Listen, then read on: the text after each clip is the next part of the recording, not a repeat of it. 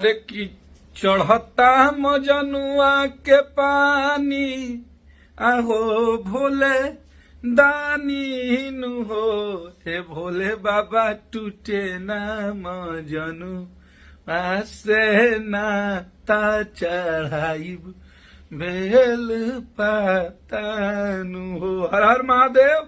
और आप लोग के बीच में एक व्यक्ति इधर सोए हुए हैं जो कि खेसारी भैया को बहुत खास आदमी है। और टीजर के आप लोग इतना प्यार देते हैं कि मात्र 4 घंटा में 1.5 लाख व्यूज में टीजर गाना होता ना जरा जरा हिट मशीन और कश्यप बाद आप लोग बनेले रही जा कल गाना आइए उड़ा देवे के बाद धूल उड़ा के चुप हो जाए के बाद गाना के पहला झलक आप लोग देख ले बनी जाइए एकदम ना के बराबर हो। बहुत कुछ बा आप लोग सुना जाता आप लोग के पूरा मजा आई फुल टू फुल फनी डांसिंग और भक्तिमय बा।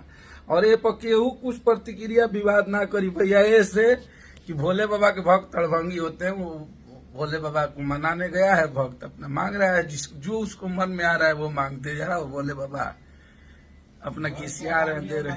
हाँ और कोई भी भोले बाबा के यहाँ जाता है तो मांगता ही है भाई। अड़भंगी भक्तों का क्या है।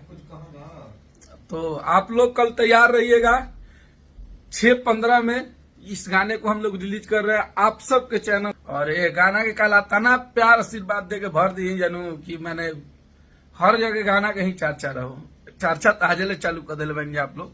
तो ऐसा ही आशीर्वाद प्यार बनवले रही जा अपना हिट मशीन पे अपना कश्यप पे पूरा टीम खेसारी पे पूरा हमने आप सबके मोहब्बत आशीर्वाद प्यार मिलत रही तो हमने ऐसा ही मेहनत जारी रही। तो काल तैयार होके के बाद धूल उड़ावे खातिर केनियो लोग उजे के नहीं भैया मार के धूल उड़ा दिया जाई।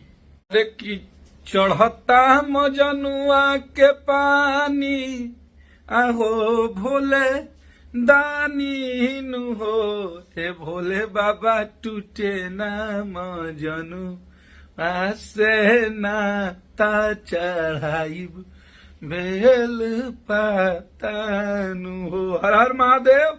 और आप लोग के बीच में एक व्यक्ति इधर सोए हुए हैं जो कि खेसारी भैया को बहुत खास आदमी है। और टीजर के आप लोग इतना प्यार देते हैं कि मात्र 4 घंटा में 1.5 लाख व्यूज में टीजर गाना होता ना जरा जरा हिट मशीन और कश्यप बाद आप लोग बनेले रही जा कल गाना आइए उड़ा देवे के बाद धूल उड़ा के चुप हो जाए के बाद गाना के पहला झलक आप लोग देख ले बनी जाइए एकदम ना के बराबर हो। बहुत कुछ बा आप लोग सुना जाता आप लोग के पूरा मजा आई फुल टू फुल फनी डांसिंग और भक्तिमय बा।